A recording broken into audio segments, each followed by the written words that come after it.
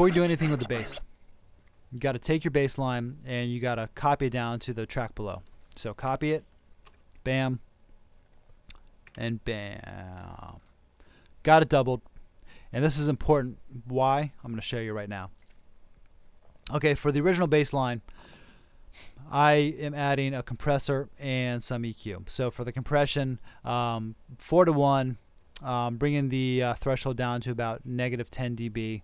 I'm laying off the attack just slightly, but I still got a quick release, and I'm gating this bass as always. For the EQ, I'm actually not going to boost anything. For one thing, I don't want it to interfere with my kick drum.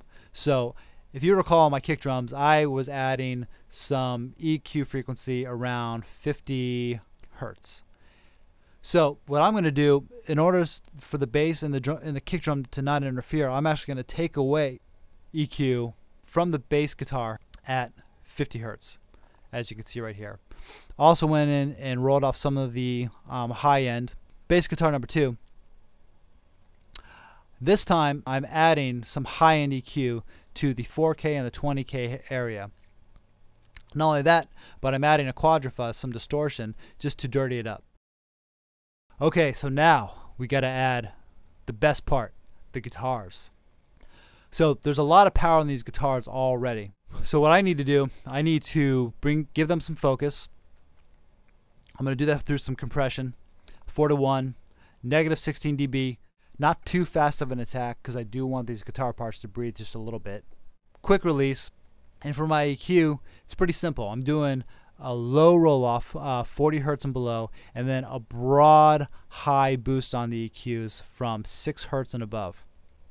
So let's hear these guitars with everything, without the EQ and without the compression. So turn the EQ off, turn the compression off, and we have this. Gotta give it some focus. I'm adding my compression.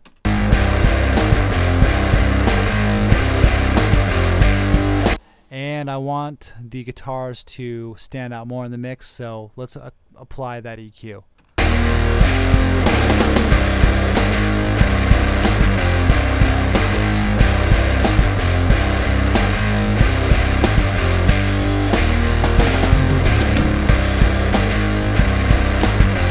Excellent.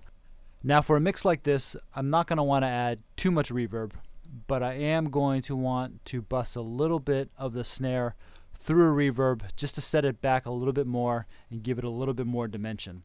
So for my snare drum, for the top, I'm bussing the line through the Roomworks reverb from Nuendo. For my setting, I am using Plate Bright preset. So not only am I applying that to the top snare, also applying it to the bottom snare with an even larger dose. And if you recall, I had that doubled snare before, bussing him as well.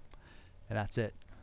No more reverb anywhere else. I want a nice focused mix. I want a big present mix. Reverb is going to kill that.